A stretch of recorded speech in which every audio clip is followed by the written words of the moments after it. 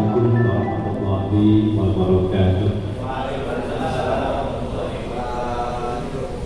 Innal hamdalillah wa na'udzu billahi min shururi anfusina wa min sayyi'ati a'malina may yahdihillahu fala mudilla lahu wa man fala hadiya lahu. Wassalatu wassalamu ala Rasulillah sayyidina Muhammadin abdillah la hawla wa la quwwata illa billah. Yang saya hormati Bapak Kapolres sebelah kanan, yang saya hormati Bapak Rofi Cahyadi selaku pemateri dalam rangka peningkatan kapasitas perangkat desa melaksanakan pimpinan. Rekan-rekan pemerintah desa yang saya katakan, pertama adalah kita panjatkan bersyukur kepada Allah SWT yang telah banyak memberikan kesehatan kepada kita sekalian, sehingga pagi kita ini sudah masih bisa berkumpul beraktivitas seperti pada biasanya. Kedua kalinya sholat bertasalam telah kita letakkan kepada diri kita di besar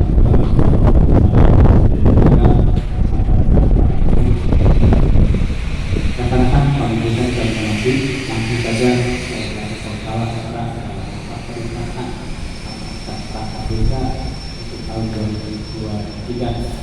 Yang pertama pembukaan, yang kedua sambutan, yang ketiga kata inti, yang keempat antara lain-lain itu dengan kelima yaitu apa. Baiklah, untuk mempersingkat waktu langsung saja bacakan susunan acara yang pertama yaitu pembukaan. Dalam hal ini marilah kita sama-sama membacakan basmalah. Terima kasih. Ini kan acara yang kedua yaitu sambutan sama yang mewakili pada beliau kami.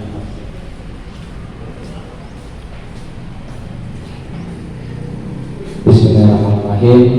Assalamualaikum warahmatullahi wabarakatuh. Alhamdulillahirabbil alamin wa bihi nasta'in wa la dunya waddin. Wassalatu wassalamu ala asrofil anbiya'i wal mursalin sayyidina wa maulana Muhammadin wa ala alihi wa sahbihi ajma'in.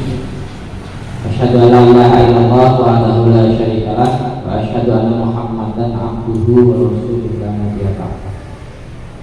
Puja dan bersyukur kepada Allah Subhanahu wa taala, kita masih diberikan nikmat sehat, nikmat untuk belajar tentang kejurnalistikan pada narasumber kita nanti.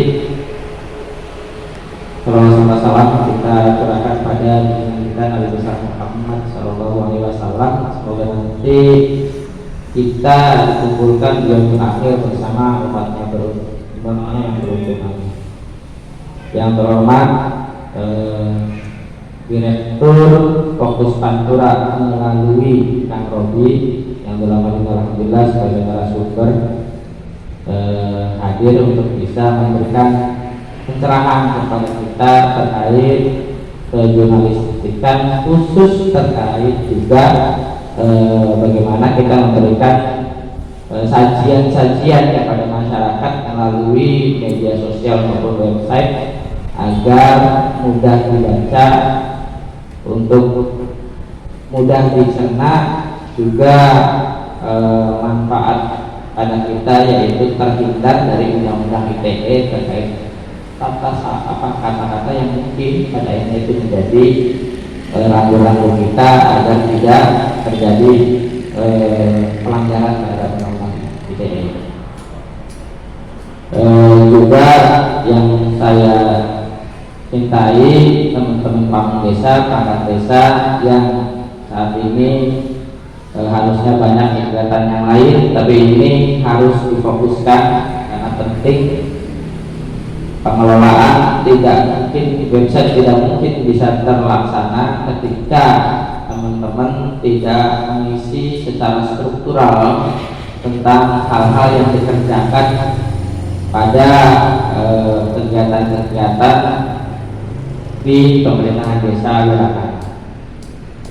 Salah satu contoh misalnya ada informasi tentang proses KTP dengan aturan yang baru atau kebijakan yang baru, itu juga harus dapat bisa sebagai kasih pemerintah memberikan informasi tersebut.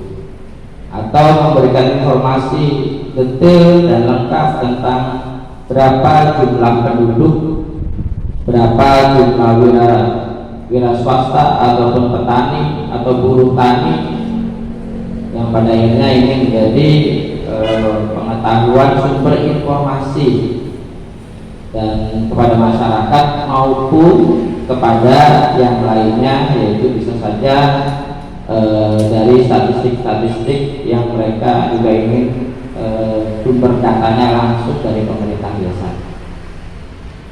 Begitupun data keasetan tanah, begitupun juga di wilayah kepala dusun tentang UMKM ataupun masyarakat yang di wilayah dusun tersebut.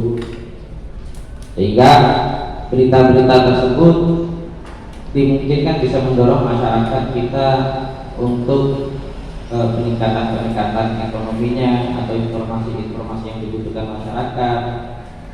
Itu juga sangat penting dan di dalam website resmi pemerintah desa wilayah. Tentunya dengan adanya lembu digital, kita sudah ada anjungan, kita tinggal nanti mengisi saja informasinya apa, karena kita sudah ada aplikasinya yaitu e-desa pada proses pelayanan dan berita-berita desa yang nantinya akan dimasukkan hasil dari teman-teman. Kasih pelayanan juga dalam hal ini jangan sampai minim informasi. Kenapa? Karena masyarakat berhak tahu juga untuk informasi persyaratan untuk BPJS Kesehatan atau mungkin juga informasi tentang berapa jumlah KPM dan lain-lain, sehingga itu bisa menjadi acuan-acuan mereka bahwa pemerintah desa melaksanakan apa yang diamanatkan oleh juga berkaitan dengan informasi-informasi berapa jumlah APBD kita diterapkan, apakah sekian miliar atau berapa miliar, itu juga kaum keuangan juga agar bisa nanti menginput hal tersebut sesuai dengan tupoksi, dengan tata jurnalis yang sesuai dengan apa yang menurut undang-undang pers atau kode etik jurnalis tersebut, agar kita tidak terjadi hoax atau juga tidak terjadi kesalahan dalam undang-undang ITE atau penyudutan pada oknum tertentu atau orang-orang tertentu. Oke, untuk teman-teman siap ya menerima materi ya, siap konsentrasi ya, karena memang ini sangat penting dan bermanfaat. Jangan sampai paku jebol tanggule dipoto tanggule baik tanggul budi kan sih jelas tanggul kali apa, lokasinya di akibatnya apa, mau ngepriwe dampaknya apa, sehingga ada foto cepet aku ada kecelakaan. Iya, kecelakaan apa? Kecelakaan mobil, kalau motor kalau kontainer tak, kalau bulldozer tak, ya kan? Jadi jangan hanya laporan Pak Bu, kita lagi di puskesmas, iya puskesmas tuh ngapain? Gitu loh. Pak Bu, kita lagi anak tutupan, ya tutupan ini ngapain? Apa yang di sana itu dilakukan untuk kebutuhan wilayah sektor ini, gitu loh. Kalau tutupan dam firma misalnya untuk sektor apa, di sektor berapa, sektor mana, sehingga ada sumbatan di mana, itu perlu adanya laporan-laporan yang detail.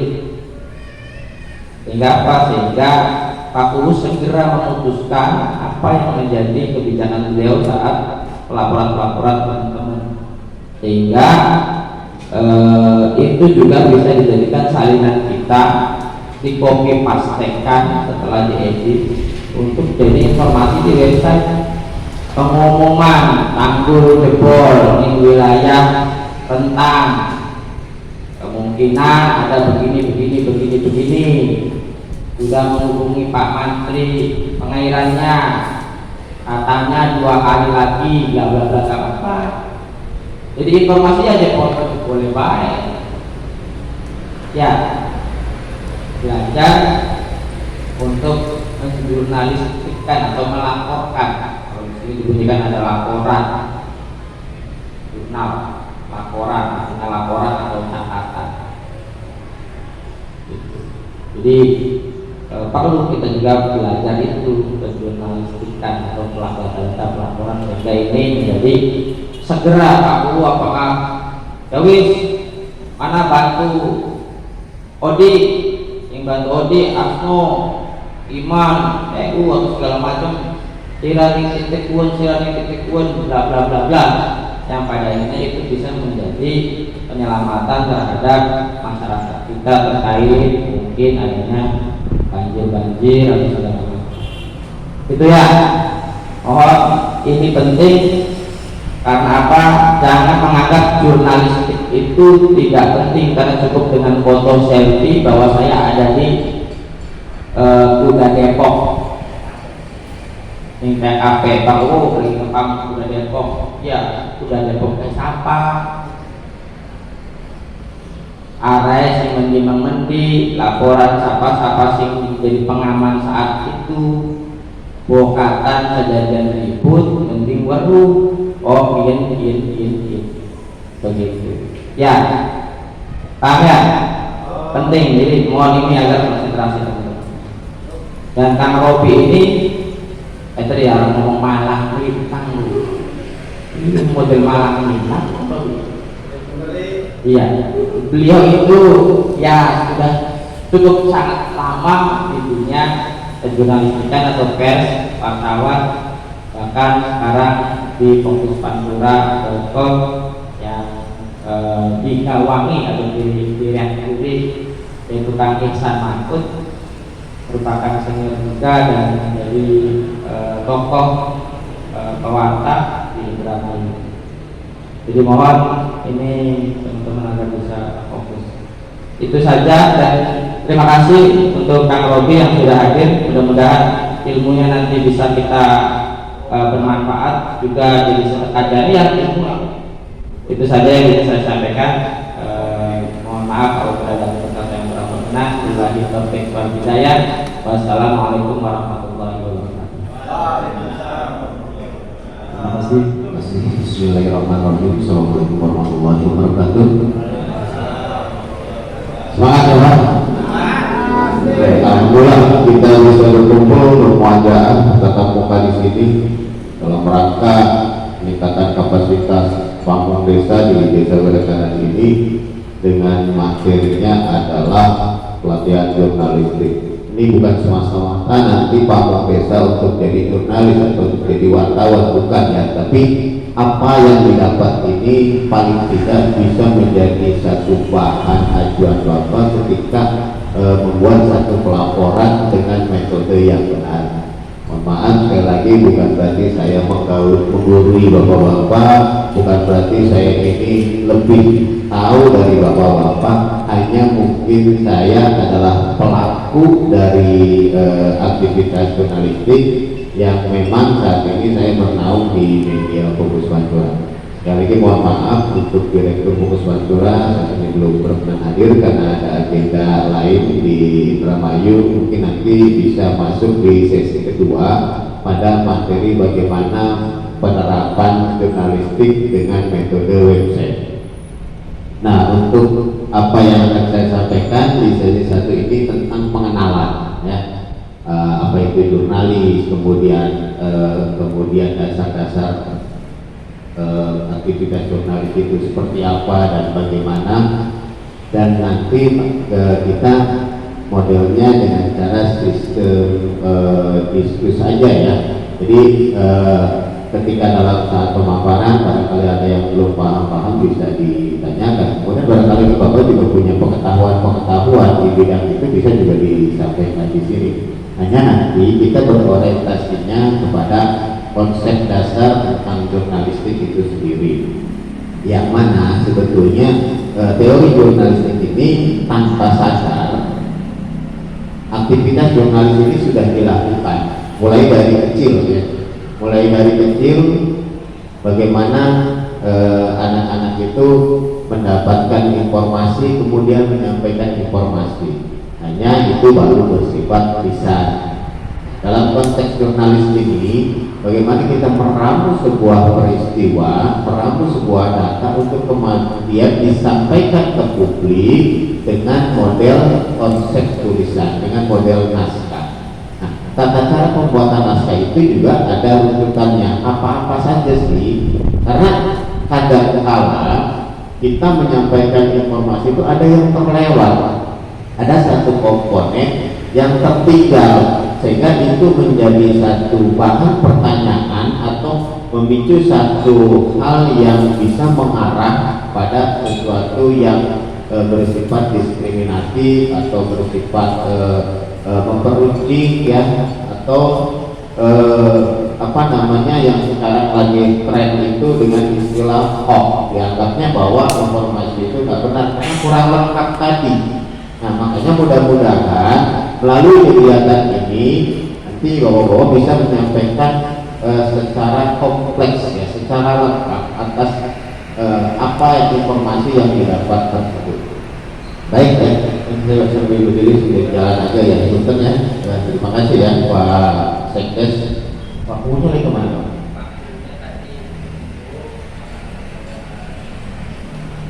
Ada kegiatan ya sudah, nggak apa-apa. Pak Sekdes ini karib ya, sahabat yang memang sering kita bersama-sama bertemu di lapangan dalam konteks yang sama tapi posisinya berbeda.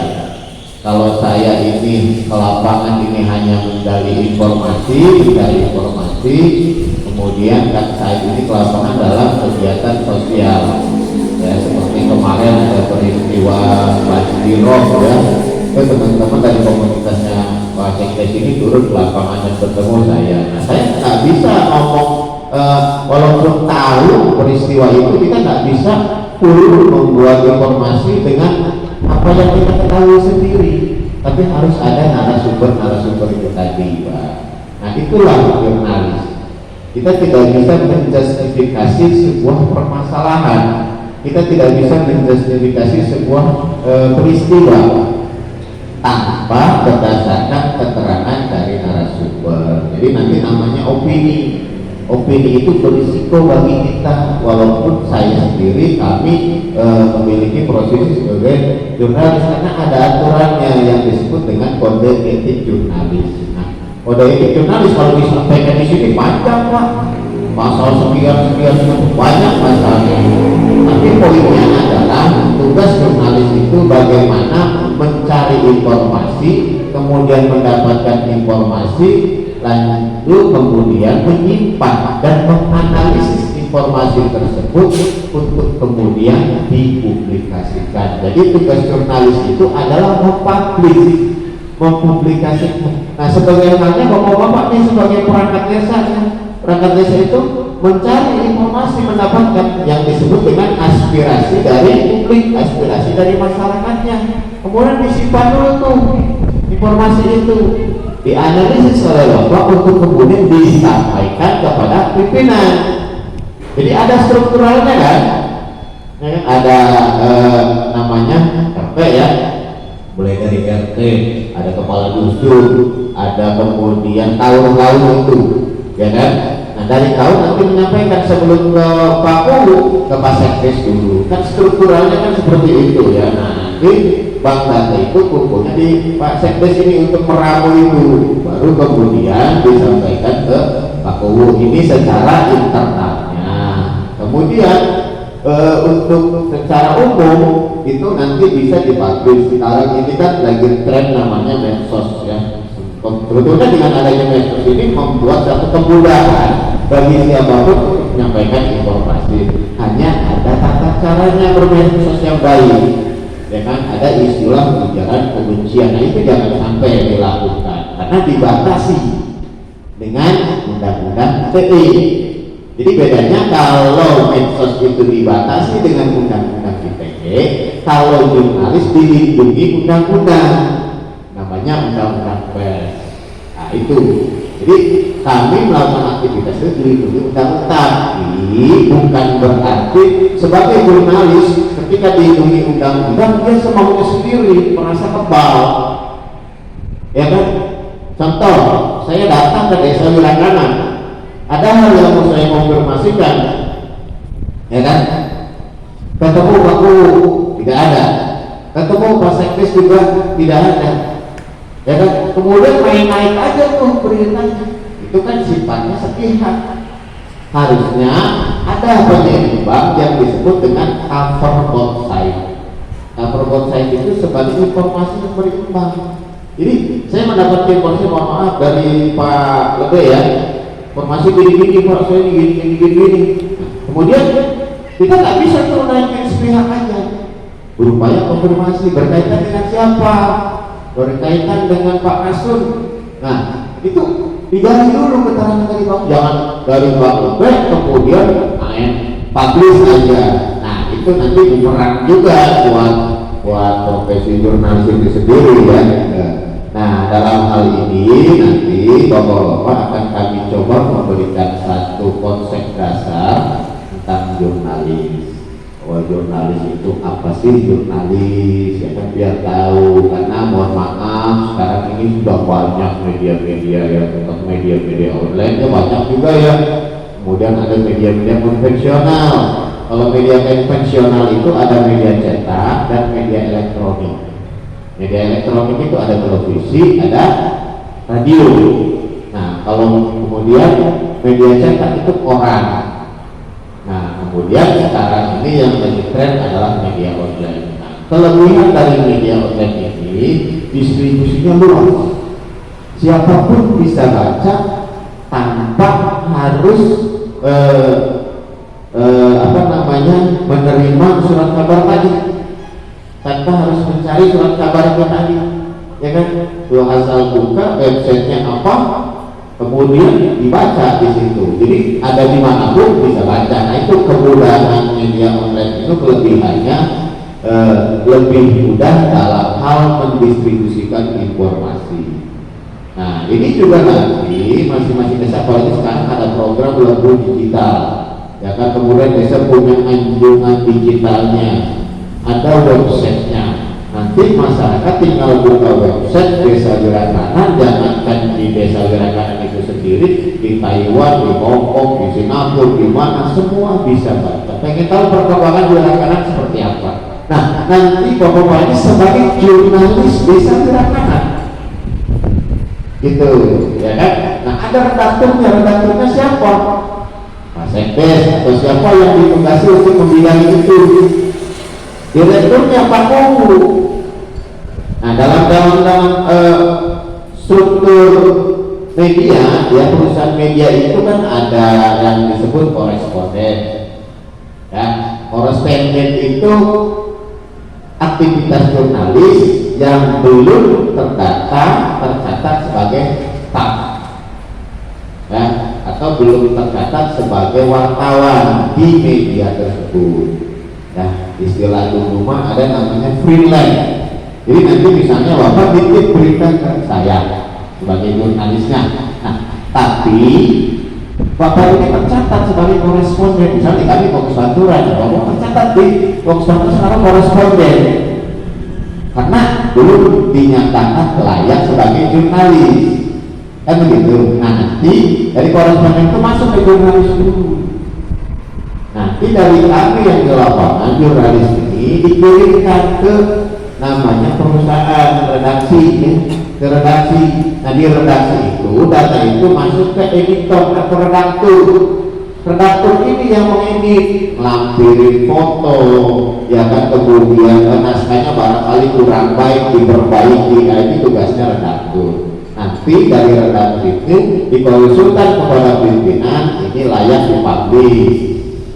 Baru dipublish, masukkan ke websitenya Wirakanan. Jadi jurnalis ini bapak-bapak nanti. Nah itu dalam konteks jurnalisnya. Dalam konteks kegiatan internalnya adalah bagaimana si perangkat desa ini, bapak-bapak ini bisa mendapatkan informasi dari masyarakat, kemudian menganalisis informasi itu. Misalnya dari salah satu warga mengatakan, Pak, katanya ada bantuan, saya dengar nih ada bantuan sosial, masing-masing masyarakat mendapatkan 1 juta. Bisa, itu dari A. Kata siapa? kata si B. Nah itu si B didatangi, bener gak ente ini ngasih informasi seperti itu, ya kan? Iya Pak, dari mana? Nah nanti dari sebelum ada informasi itu disimpan di bapak, kemudian dianalisis, baru disampaikan benar tadi ada program seperti ini, ya kan? Baik langsung ke bawah ataupun melalui Pak Sekdes atau ke kaumnya, ya kan? Biasanya yang kaitan bantuan ini kesra ya, kalau kesra, kalau dulu istilah B ya, terus sekarang istilahnya apalagi kasih pelayanan, tuh istilah seperti itu. Jadi oh iya benar, ini ada bantuan khusus tapi kuotanya sedikit. Nah di situ baru beramu bisa diinformasikan kembali. Oke ya, nanti kita ada waktu sampai jam 12, ya kan? Istirahat dulu sembari menunggu kedatangan Kang Icang untuk masuk pada sesi kedua tentang bagaimana penggunaan websitenya, ya kan? Jadi kalau saya ini bidangnya di kejurnalistik, kewartawanan. Nah nanti pimpinan yang kami direktur Pusat itu dia yang membidangi tentang websitenya. Nah kami bukan serta-merta asal ngomong terdaftar kemudian bisa diwakilkan. Ada apa namanya uji kompetensi wartawan atau KW. Nah itu yang menentukan bahwa yang bersangkutan itu layak dan tidak. Siapa yang uji? Dari Dewan Pers. Untuk dapat ujian sertifikat hanya sebatas kartu itu aja, waduh susahnya bukan main. Padahal materi yang diberikan adalah yang kita hadapi sehari-hari di lapangan. Tapi konteks teori kan berbeda, ya kan? Konteks teorinya berbeda. Tuh. Nah, contohnya, Bapak bisa bikin jembatan. Saya yakin bisa, ya kan? Tapi kalau ditarik kepada teori, bagaimana membuat perencanaan, ya kan? Bagaimana membuat anggarannya, ya kan? Bagaimana menghitung kemudian bisa dari tukang apa dan sebagainya, ya kan? Nah, baru kemudian diterapkan proses kontraknya seperti apa. Nah, seperti itu.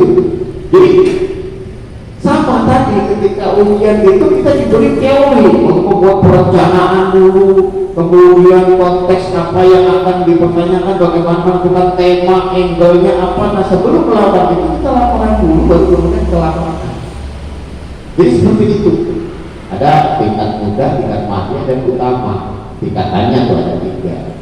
Saya kata posisi saya di jurnalisnya di wartawan, maka saya yang di Papua adalah tingkat madya, tingkat muda ya. Kalau madya itu dari catur, ya kan? Seperti itu. Oke Pak, saya baru jalan aja nih. Kalau dulu baik itu nanti Jakarta ya. Bapak nyantai aja Pak, bisa beli kopi, bisa beli rokok, ya kan? Asal jangan sambil tiktokan aja. Ya, oke ya. Kan kalau bukan sudah ya. Nah ini pekerjaan jurnalis, kata dasarnya adalah jurnal atau jurnal, artinya laporan atau catatan, ya kan? Nah kata jurnal ini berasal dari bahasa Prancis yang artinya hari atau day. Jadi jurnalistik melakukan aktivitas setiap hari, tidak ada henti. Kita kerja full time 24 jam. Makanya jurnalis ini adalah sebuah profesi.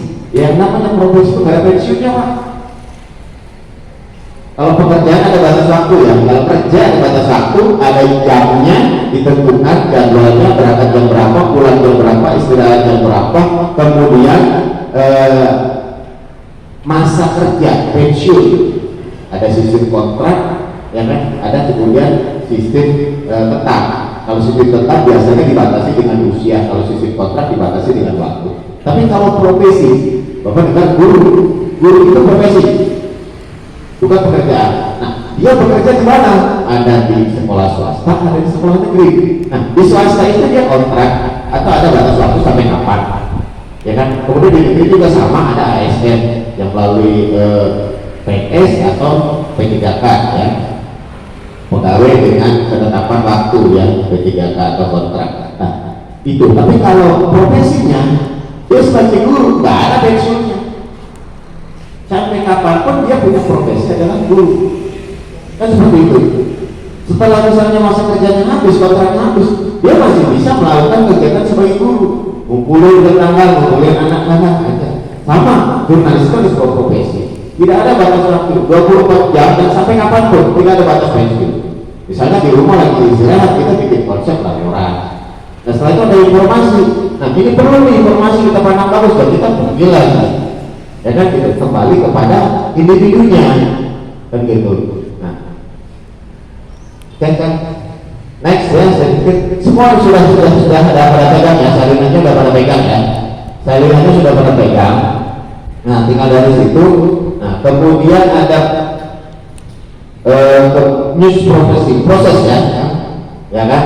Nah untuk apa itu jurnalis seperti apa dan asal muasal sejarahnya bagaimana, nanti kan bisa sekarang bisa Google ya, nanya sama si Pak Google itu tahu segalanya, jadi sekarang sesulit apapun jadi bisa cari informasi di sana. Sebetulnya itu teknologi sebuah kemudahan bagi kita mendapatkan apa yang kita cari ya. Kalau dulu kami ya, misalnya hal berkaitan dengan pemerintah, berkaitan dengan pendidikan, kami nyari nih peraturan-peraturannya. Nah sekarang tinggal kita klik aja di Google misalnya peraturan tentang pendidikan, kita buka di situ. Jadi jurnalis itu bukan berarti kita tidak perlu harus pegang aturan, pegang ya kan? Tapi tadi kita tidak bisa menjustifikasi ketika maaf di desa ada kegiatan tadi misalnya pelayanan posyandu tentang kesehatan dan dalamnya ada PT.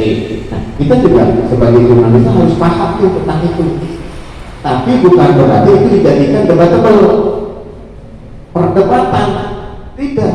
Kita hanya bertanya, Pak, lebih benar nih kegiatan ini dilakukan? Oh iya, tidak.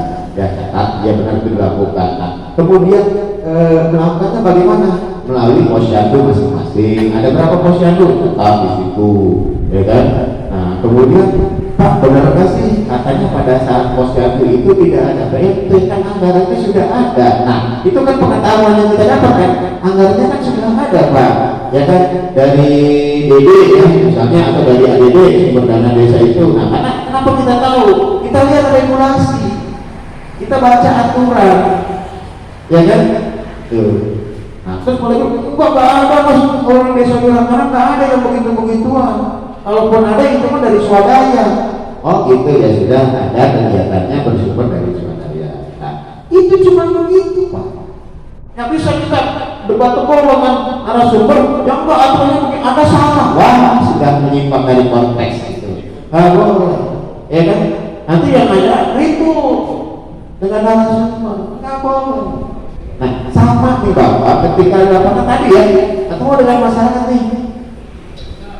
Misalnya Pak Kasus ya datang ke RT, katanya ada gini. Enggak gini. Nah, menurut itu katanya warga Pak RT itu melakukan pungutan, katanya ketika pembagian rastok Pak RT ngambil misalnya uang 10.000 atau 20.000. Enggak Pak, itu mah saya nggak ambil, saya nggak minta, kan saya cuma dikasih, masa nggak diterima? Lumayan kan Pak? Oh ya sudah, cuma dikasih, ya kan? Tuh, tapi konteksnya itu bukan sebuah pungutan. Nah, itu dalam analisis, ya kan? Tadi saya bilang disimpan, kemudian dianalisis berdasarkan keterangan warga. Itu RT ketika distribusi bansos ya, tasdok yang dari Trema itu kan. Nah, kemudian RT ini memukul uang, ada yang 10.000, ada yang 20.000, ada yang 5.000, kan gitu, nilainya relatif ya kan, misal gitu. Nah, kemudian setelah dilakukan kepada RT-nya, kemudian RT mengatakan saya nggak mungut Pak, gitu kan, makasih saya nggak mungut. Gitu. Jadi wilayahnya zonanya kalau RT sekian ada kasur kan. Nah, kemudian ya sudah disimpan. Tapi kalau Pak Kasur itu sendiri langsung enggak, ente itu begini terjadilah debatable. Ribut antara kasur dengan RT, ditonton sama warga. Lah RT sama kasur aja ribut, kapan ngurusin kitanya? Kan begitu. Nah, itulah pentingnya ilmu jurnalistik. Jadi menyimpan dulu informasi itu, kemudian dianalisis, dibawa ke desa. Nih Pak Sekdes atau Pak Muni, saya ada gini-gini, tapi nah itu kan sifatnya masih internal ya, bukan belum untuk ekspos ya. Nah kemudian penyelesaian namanya quick solution, penyelesaian secara diskusi, ya kan? Tuh, jadi dalam konteks pembinaan ada quick solution, ada right solution dengan cara diskusi. Kalau tidak, ya sudah pakai penulisan, namanya right solution. Ya kan, apakah ini perlu dipublish? Kalau dalam link struktural kan dilaporkan, kan seperti itu. Ya kan, dari sekdesnya kemudian dilaporkan, nih Pak Kubu RT ini susah nih, dikasih penjelasan begini-begini, barulah Kubu yang mengambil tindakan. Nah, itulah saya pikir itu sudah dilakukan di masing-masing. Saya yakin itu sudah dilakukan, hanya tadi konteksnya itu bagaimana secara teorinya. Kemudian kita di sini ada proses yang namanya news processing. News itu berita, news processing. Jadi proses pembuatan berita itu ada membuat perencanaan, ya, news planningnya. Nah, tentu ini redaksi melakukan sebuah proyeksi atau perencanaan. Nah, misalnya nih, kayak kita nih sekarang nih, ini redaksi mau perencanaan. Siapa nih yang ditugasin? Misalnya di wilayah barat atau kanan Aul, tolonglah itu ada peristiwa ini, ya kan, liput, kemudian cari datanya sedapat mungkin. Nah, itu kan perencanaan. Kemudian budgetnya sekian, disediakan budgetnya, karena dari wilayah kota untuk menuju kanan Aul kan dihitung berapa kilometer, kebutuhan bahan bakarnya berapa untuk kendaraan, kemudian isi perutnya berapa, kan begitu buat rokok. Nah, itu dihitung budgetnya, itu dalam sebuah perencanaan. Nah, baru kemudian di perencanaan itu menentukan yang disebut ada temanya, angle-nya apa. Contoh kemarin yang booming di kanan Aul itu peristiwa banjir rob, ya kan? Nah, temanya adalah banjir rob, ya kan? Tuh, atau temanya kemarin itu luapan air laut. Nah, baru setelah ada tema itu dibuat judulnya apa? Judulnya macam-macam, bikin sesuatu yang menarik, ya kan? Misalnya ratusan rumah terendam banjir, ya kan? Kemudian jalan raya Pantura terancam putus, ya kan? Tuh. Wah, itu judul. Nah, baru ada angle. Angle itu sudut pandang. Nah, sudut pandang tadi berkaitan dengan tema. Pokoknya beda ya. Ketika orang melihat banjir, dia akan memiliki sudut pandang yang berbeda. Ada yang mengupas tentang rumah rusaknya, ya kan? Masyarakat deretan kulon kehilangan tempat tinggal. Itu angle-nya. Kemudian ada yang masyarakat deretan kulon terancam kesehatannya, ya kan? Nah, dari kegiatannya satu, peristiwanya satu, banjir.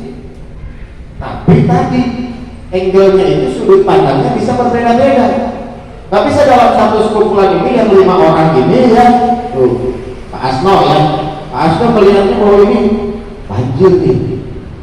Nah, membuat sudut pandang yang biasa, karena itu sudah peristiwa biasa, banjir rob, ya kan? Itu adalah peristiwa biasa yang terjadi secara rutin. Nah, dia mengupasnya itu, ya kan? Tuh, banjir rob tidak ada batas waktu, tak ujung putus, ya. Kemudian dikulas tentang banjir robnya itu seperti apa. Konteksnya karena sudut pandangnya tentang banjir robnya itu sendiri. Tapi kemudian ketika memiliki sudut pandang yang berbeda karena kebetulan bertemu dengan narasumbernya yang berbeda. Bapak ketemunya dengan masyarakat pemerintahan tentang kondisi banjirnya. Kemudian yang satu lagi misalnya ketemunya dengan warga yang lagi nangis. Ibu kenapa nangis? Rumah saya Pak. Kenapa rumahnya hilang, habis, rata Pak, keseret ombak. Yang ada apa? Yang ada juga cuma sana dalam rumah itu nyantol di paku Pak, gitu. Nangis dia, baju habis, uang habis, identitas habis, dia nangis. Nah, ngambil angle-nya pasti berbeda kan? Jadi karena tadi bapak ini nggak tahu ada orang nangis, jangan dia mengambil angle pandangan karena secara umumnya. Nah, kemudian ada yang spesifik ini, dia melihat bahwa di sana ada orang Kalis karena rumahnya ya kan warga Kulon misalnya rumah rata sama, walaupun ada beberapa wah itu yang menarik ya. Jadi membuat temanya itu pada proses perencanaan tadi. Temanya apa? Jadi temanya dibuatnya banyak. Ketika satu peristiwa itu buat tema banyak. Nah, ketika tema itu tentukan tadi tentang kondisi rumahnya, kemudian tentang akses panturanya, kemudian tentang infrastruktur desanya, kemudian tentang kehidupan ya, aktivitas keperluan kehidupannya ekonomi ya. Nah kemudian dibuatlah angle sudut pandang yang berbeda berdasarkan pada konteks perencanaan. Kan seperti itu. Nah tadi ya bahasa Inggris bilang tentang tanggul jebol. Nah peristiwanya adalah tanggul jebol, tanggul desa Wirakanan jebol. Nah di jebol itu apa sih yang terjadi dari jebol itu? Rumah terendam, aktivitas pertanian terganggu, ya kan, aktivitas publik ya seperti anak tidak bisa berangkat sekolah karena infrastruktur terendam. Bukan? Nah, itu dibuat sudut pandang yang berbeda-beda pula, ya kan? Nah, baru kemudian news hunting. News hunting ini adalah berburu berita. Berburu. Hunting itu kan berburu ya. Berburu berita. Kita langsung ke lapangan tadi mencari narasumber itu sendiri, ya kan? Siapa aja narasumbernya? Tapi tadi yang saya bilang sebelumnya ada cover saya harus imbang, ya kan? Nah, ketika kita menemukan rumah roboh, nah saya ingat waktu tahun kemarinnya ada yang kena puting beliung di Wirakanan dan saya ke Pekan Said waktu saya kita ke lapangan, di sana ada rumah yang kena puting beliung. Nah, kita tidak bisa mengangkat sepihak. Karena tadi kalau kita mengabaikan aspek cover both side bisa menjadi satu hal yang diskriminatif, provokatif. Dianggapnya nanti pemerintah desa ini abai. Nah, setelah ke lapangan melihat ada berapa rumah, catat berapa rumah, misalnya ada 10 rumah, punya siapa aja, A, si B, terus sampai 10 orang itu ruginya apa. Nah, kemudian ditanyakan ke sana, sudah ada yang kesini belum? Belum Pak katanya. Tahu nih orang desa masa bodoh aja kami kena musibah, ya kan? Pas kebetulan yang ditanya adalah orangnya pada saat itu dia lagi ke kamar mandi. Nggak tahu nih ada Pak RT, Pak RT juga sama kan dari desa. Udah datang ke lokasi, nanya kepada yang satu lagi yang kebetulan lagi di depan. Pas bawa kita ke sana, si jurnalis ke sana itu ketemu sama orang yang baru keluar dari kamar mandi. Lalu udah pakai baju, ya, baru keluar kamar mandi. Karena rumahnya rata kan, keluar ke depan, gini. Gimana? Ya ngomong, silakan Pak. Ngomong gini, lagi bisa masa bodoh apa? Adalah nggak tahu baru aja si RT itu atau kampung desa aja, barusan jalan, ketemu sama yang satunya. Nah, maka itu tadi. Kita datang ke kantor desa. Bagaimana nih katanya belum ke sana. Nah itulah pada proses news hunting itu berburu informasi itu. Kita nggak boleh sepihak. Ya kan? Sama nih bapaknya misalnya posisinya kan kalau di desa tadi saya bilang ada kepala dusun. Kepala dusun nanya tadi kepada si ibu-ibu yang baru keluar dari kamar mandi. Ya kan? Pas ke depan ditanya sama masuk, gimana RT udah kesini belum? Belum, atau RT kemana aja gitu kan? Padahal si RT baru aja pergi nanya ke warga yang satu lagi. Gak bisa kan kita bosan nanti si kasur itu langsung marahin RT. Kamu gak bener, itu warga kamu, masyarakat kamu kena musibah, kamu cuek aja. Kan gak bisa seperti itu. Ya kan?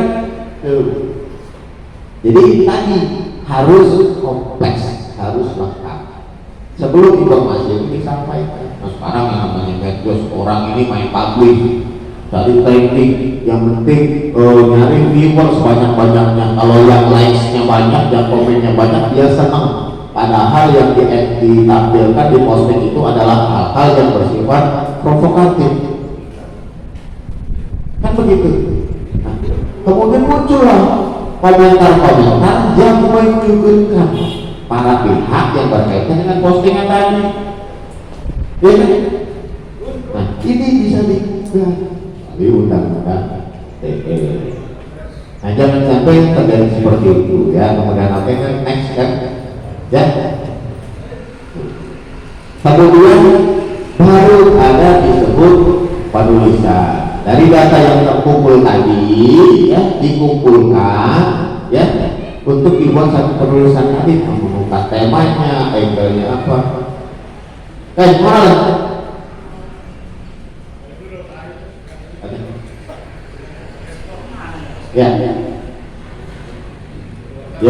Kemudian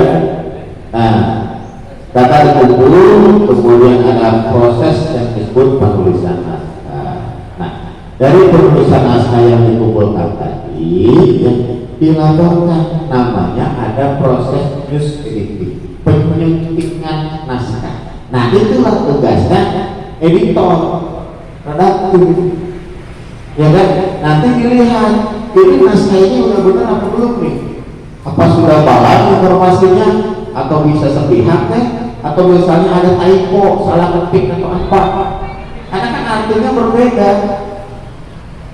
Salah ngecat itu artinya berbeda, salah satu huruf aja artinya kan berbeda, ya kan? Nanti bisa orang berkata ini apa ini, ya kan begitu. Nah, kemudian setelah itu proses tadi, editing tadi, ada editornya. Biasanya ada editor yang bertugas untuk bidang IT siapa, ya kan? Yang bertugas untuk bidang IT ini siapa, ya kan? Tuh, misalnya akan sama kan? Nah, Kang Omar nih, ya kan, dengan Nadia Ali bidang itu ditugasi untuk pengurusan IT, ya kan? Nah, editornya ini, nah dari editor itu baru nanti dikonsultasikan. Nah, ya, baru nanti dibuat satu yang kemudian adalah bagaimana nanti gambarnya sesuai sama kami, ya kan? Jangan sampai nanti peristiwanya adalah puting beliung, ya kan? Yang ditampilkan fotonya arak-arakan. Wah, ini gimana nih, ya kan? Peristiwanya puting beliung yang ditampilkan fotonya arak-arakan, yang disetorkan. Oh, gimana nih? Karena orang ini lagi ini kan nangkep ya, udah pas nih mau motif gambar yang rumah robohnya.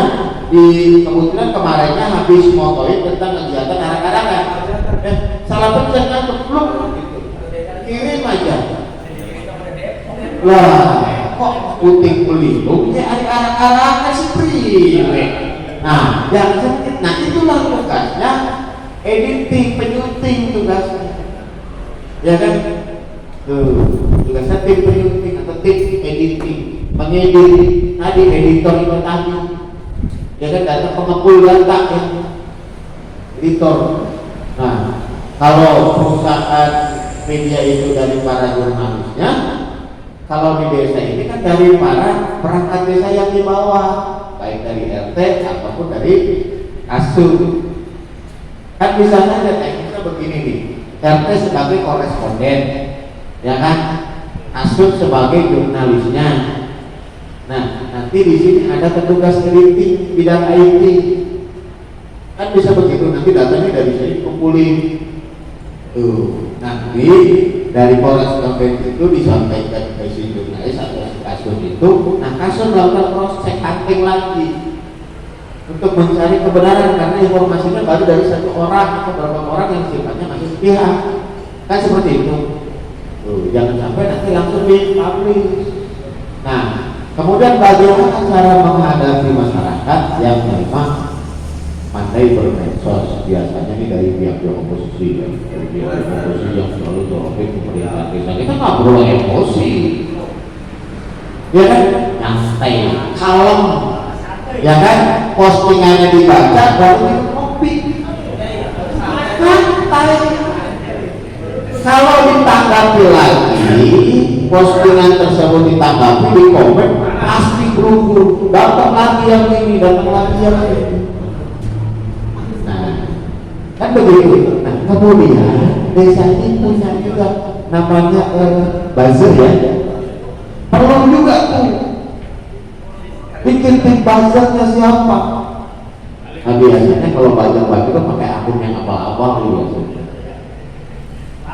Ya kan? Ya mereka yang lari, nggak usah ya, tuh seperti itu ya. Selanjutnya apa lagi? Dari news editing, kemudian nah inilah baru produk utama jurnalistik adalah berita.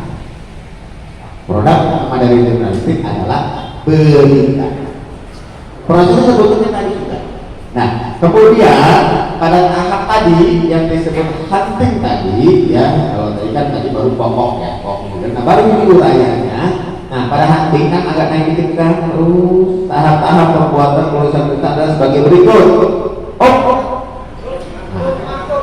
Ada patokannya W51H. Bahasanya wong anak. Jadi wong mana mah nyawa kalau mengerti. Istilah rupanya kalau mengerti. Nah, ada what itu apa sih yang terjadi? Nah, tadi kan berdasarkan perencanaan tadi kan saya bahas peristiwa apa? Puting beliung di mana? Tepatnya di Wiratangan, siapa aja yang terlibat dalam kejadian itu? Masyarakat, kampung, RT, ya kan? Balita ada enggak? Kan begitu. Kemudian di mana kejadian tadi desa Wiratangan misalnya ya?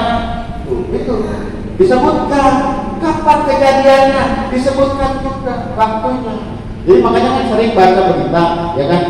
Tuh biasanya daerah itu Indramayu atau Jawa Barat ya, atau mana mau kemudian dalam kurung medianya apa baru disebutkan, ya kan?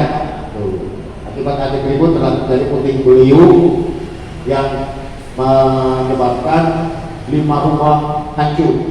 Peristiwa itu terjadi pada hari apa? Di mana? Ya kan?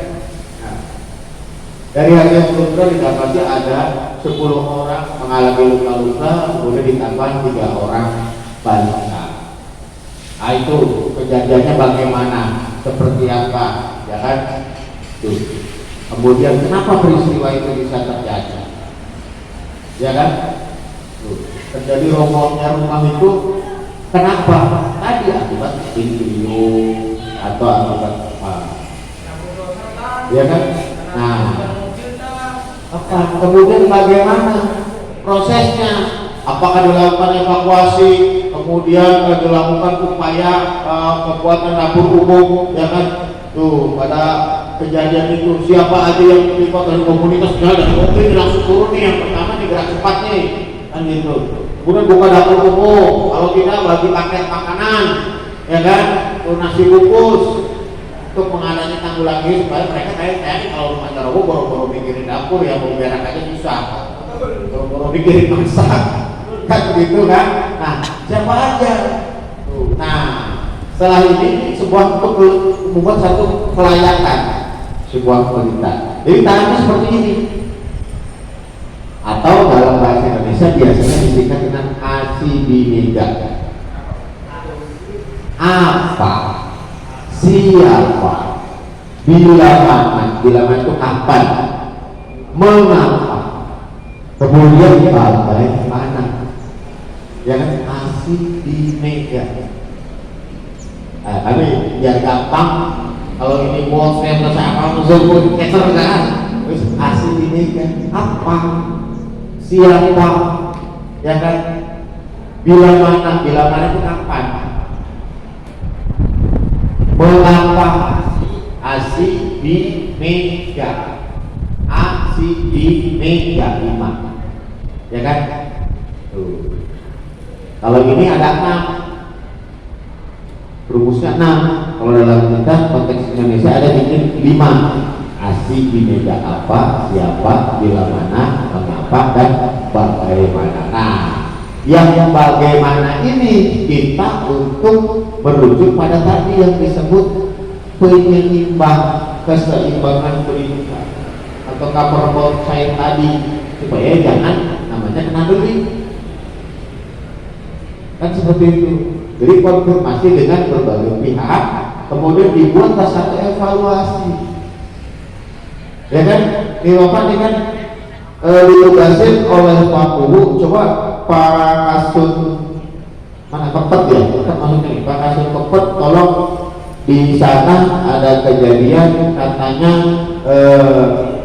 kekurangan air, nah, ada kekeringan, padahal ini musim hujan, kan aneh, ya kan? Tuh kekurangan air, masyarakat belum Kepet katanya kekurangan air, padahal ini musim hujan. Ramai nih warga nih, dengar tuh, tugasin kan? Jangan tadi masyarakat Kepet kekurangan air. Bukan siapa aja, ada berapa sih masyarakatnya? Satu tim, ya kan? Tuh. Kemudian kenapa? Mengapa? Nggak tahunya instalasi PDAM putus. Jadi airnya banyak karena musim hujan, tapi kekurangan airnya adalah air minum, air bersih. Tuh, ya kan? Kemudian tadi dikejarlah PDAM-nya, ya kan? Kenapa itu putus? Mengapa? Karena terinjak oleh gandrung, misalnya ada di sana ada kegiatan misalnya pengerjaan konstruksi, ya kan? Tuh, atau misalnya saluran yang di depannya di sini yang di depannya kena terajam air keras, putus pipanya, kan banyak. Nah, buatlah evaluasi bagaimana itu tadi, sebuah evaluasi. Kemudian penanggulangannya bagaimana pada saat evaluasi itu, ya kan? Tuh, kemudian ditelepon PDAM ketika ibu udah laporan, masuk nih ke desa nih, lapor, oh tolong tuh orang Kepet kekurangan air bersih, minta disupport dulu deh pakai tangki, ya kan? Jadi pakai tangki sebagai layanannya. Nah itu tadi, jadi tugas jurnalis itu bukan hanya mengekspos saja, tapi supaya ada tindak lanjut. Makanya kalau membuat berita itu nggak satu kali, ada yang runningnya, ya kan? Ada runningnya. Jembatan Desa Gerakanan ambruk, terekspos ya kan? Tuh, kemudian kita ada konfirmasi nih ke pihak PUPR-nya bahwa akan dilakukan peninjauan dan evaluasi oleh pihak PUPR itu, masukin tuh di berita. Nah kita amati nih tindak lanjutnya bagaimana nih, dari berita yang tadi benar nggak nih, ya kan? Ternyata benar, dari misalnya dari PUPR-nya datang kemudian langsung dibuat perencanaan, kemudian dikerjakan secara misalnya melalui proses pengadaan langsung, ya kan, penunjukan misalnya langsung. Kalau misalnya ini masih belum ada apa-apa, ternyata orang yang tadi itu cuman bohong atau belum sampai bahwa kita bikin lagi radiknya, ya kan? Akibat bukan ambruk, perekonomian warga Gerakanan terganggu, akses perekonomian, dampaknya apa? Sangat disayangkan. Kemudian ada sumber lagi ngomong sangat disayangkan bahwa pihak PUPR sampai dengan hari ini masih belum juga melakukan upaya tindak lanjut. Nah ini ramai lagi, ya kan? Nah itu sebagai katalis, bisa sebagai katalisator. Masa memperkeruh bisa, mempertahankan bisa. Katalisator kan pengertiannya banyak, mempercepat proses bisa, ya kan? Ibaratnya gini nih, kata Bapak masukin air di gelas, kemudian masukin gula, larut nggak gulanya? Larut, tapi kan prosesnya lama. Katalisatornya apa? Sendok, diaduk pakai sendok. Nah, kita fungsi kita seperti itu, supaya ini ditindaklanjuti segera, menyampaikan informasi, ya kan? Tuh, kadang-kadang mohon maaf ada Kan kadang oknum dinas atau oknum pejabat suka abai. Lah di bagian ngomongnya juga tukang sekdes katanya. Kan begitu, biarin aja. Sekdes ngomong ke kami, bla bla bla bla. Datanya memang ini. Akibatnya ini, oh, kita ragu. Tindak lanjut kan? Kita wawancara ke sana. Pak, ini jembatannya putus nih, gimana tindak lanjutnya? Oh, kami melakukan survei, katanya belum. Ya kan? Udah gini, nggak apa-apa. Dia mau ngomong apa silakan. Ya kan? Nanti ada para pihak yang melihat itu. Yang kita ketemunya adalah misalnya dengan kasihnya ya, yang bidangnya, bidang jembatannya, kita obrol. Kemudian itu dibaca akhirnya oleh kepala dinasnya, oleh bupatinya, orang-orang provinsi atau kayak gimana nih ada keluar ini segera tuh tidak lanjutin, kan harus seperti itu. Nah itu proses, ya kan? Nah ini kan jadi dasar datanya itu adalah supaya lengkap kita ada melakukan unsur W5A, W51A atau ASI Bimega. Next ya. Nah kemudian harus dengan supaya nilai kompleks itu aktual, faktual, penting dan menarik. Nah biasanya untuk yang hal-hal yang menarik ini, yang ini adanya di judul, ya kan? Tuh, misalnya kita masih putar gerakan aja deh, kalau nanti buat desa lain ya, kalau nanti ada yang dengar nanti gak enak. Seputar gerakan, ya kan? Tuh, ratusan warga gerakan kehilangan terancam perekonomiannya. Menarik nih. Ada apa nih gerakan kan? Supaya menarik, supaya dilihat, supaya dibaca. Nggak taunya di situ cuma bawotan yang jebrok. Ya kan? Anak bawotan sing lebihan, blok lebihan sama sini ya kan? Kali gede ke tempat yang pakai jembatannya bambu. Bawotan putus jebrok, padahal cuma itu doang sih penyebabnya. Perekonomian kan terganggu karena lewatnya ono. Yang main dagang asongan, main dagang cilok, main apa lewatnya situ. Ya padahal mah cuma jembatan kecil yang lebarnya cuma 1 meter, bahannya juga dari bambu. Nah itu kan dulu sesuatu yang menarik itu biasanya itu. Nah gitu. Jadi bagaimana supaya ini bisa menarik publik? Nah, nanti dalam metode bermetos website desa itu penentuan judulnya menarik. Ya kan misalnya ada peristiwa ini di desa nih, itu biasanya kan yang bagus-bagus, yang jelas-jelas ya. Tuh. Nah, jadi, nah itu pedoman kami. Kalau pedoman kami jurnalis itu bad news is good news. Berita yang jalan itu adalah berita yang bagus. Berarti back judul is good news. Boleh dikiksi. Ya gitu kan. Jadi bad news is good news itu pedoman ya, cuma pedoman. Tapi bukan berarti kita ini naik dengan jalan-jalan mulu, enggak harus seimbang. Prinsip independensinya tadi ya kan, tuh tidak keberpihakan ya, jangan tentang sama ini kalau yang bagus-bagusnya ngejelekin Pak, mau dijelek-jelekin ya kan, nggak gitu ya kan. Walaupun memang kenyataannya nggak bagus. Saya nggak bilang-bilang loh Pak, saya nggak bilang-bilang ya kan. Tapi kalau kenyataannya pasti nggak cantik kan? Enggak ya? Nggak cantik.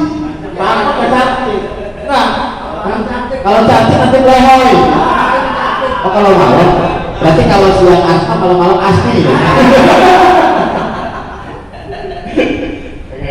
Jadi selingan aja. Makan terus next ya, terus. Masih ada lagi? Ya, spesifikasi kalimatnya juga mudah dipahami. Jangan pakai bahasa-bahasa yang tidak dipahami oleh publik. Nanti kalau misalnya menggunakan kalimat ini, wong kempet ditakal semuanya tahu bahasa wong ulang, ya kan? Kemudian ketika ditemui warga Bulang mengatakan bahwa kolama penyaong, ya kan? Nah itu dikasih tanda burung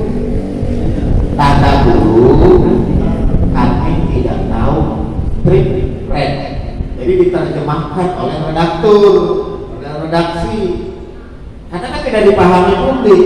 Tapi biar ini aja, biar kelihatan naturalnya, biar kelihatan keasliannya, ya kan?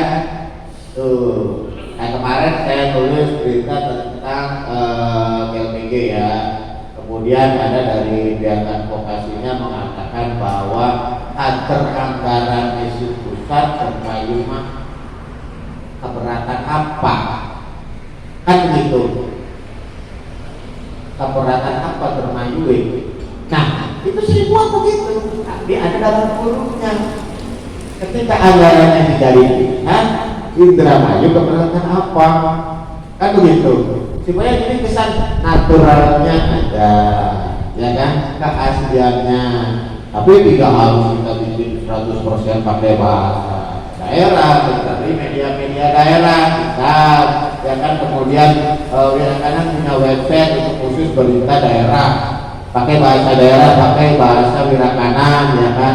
Tuh bisa untuk konsumsi internal. Tapi kalau konsumsi umum menggunakan bahasa yang mudah dipahami, mudah dimengerti, tidak perlu panjang-panjang. Bahasa itu singkat, berita itu singkat, padat, jelas. Ya kan ada yang namanya berita, kemudian media kan ada yang ada koran. Kalau dulu ya zaman media konvensional itu ada koran, kemudian ada tabloid, ya kan. Nah, ada juga majalah. Itu kan beda-beda ya. Kalau misalnya kalau koran itu cukup beberapa kolom, 1 kolom, 2 kolom, ya kan. Kita cukup segitu. Tapi kalau tabloid beda lagi.